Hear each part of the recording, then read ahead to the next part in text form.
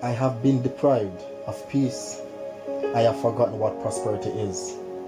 Then I thought, my future is lost, as well as my hope from the Lord.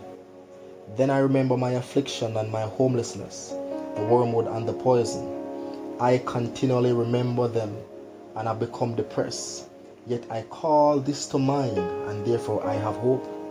Because of the Lord's faithful love, we do not perish, for his mercies never end. They are new every morning. Great is your faithfulness. I say the Lord is my portion, therefore I will put my hope in him.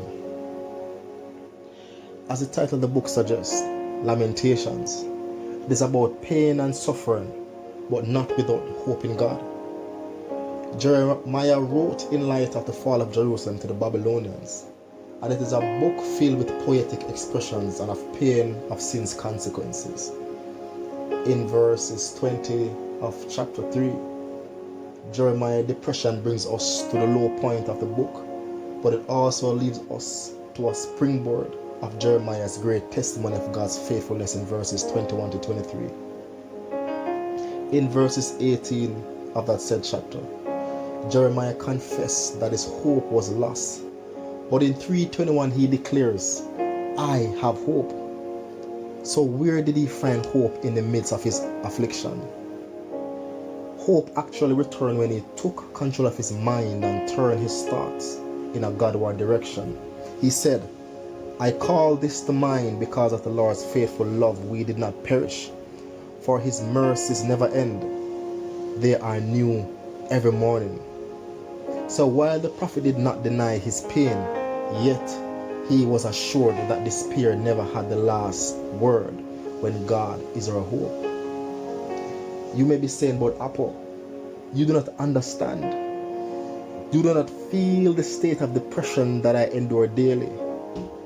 You do not understand the pressures that I'm going through, and I'm just 18, 19, or even 20. You do not understand the thoughts that I have plagued my mind. You do not know the things that I've done.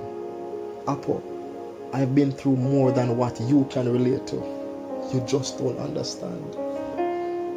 And I do hear you.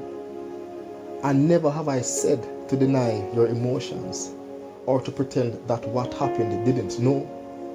Your emotions are just as real as how Jeremiah penned his.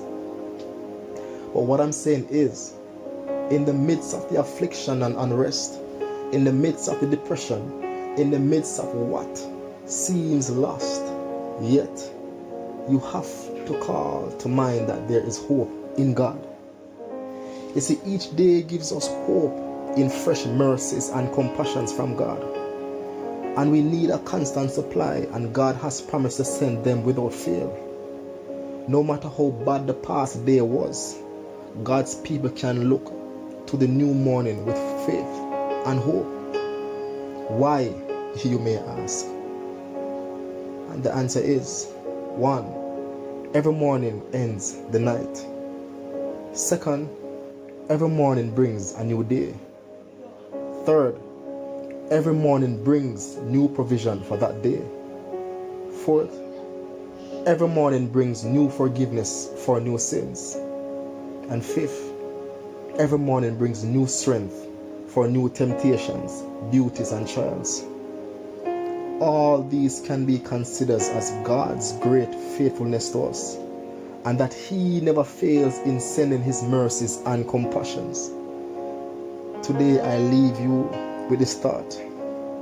Wherever God leaves life, he leaves hope. God's mercies are real, and they are bigger than any mistake that you have made.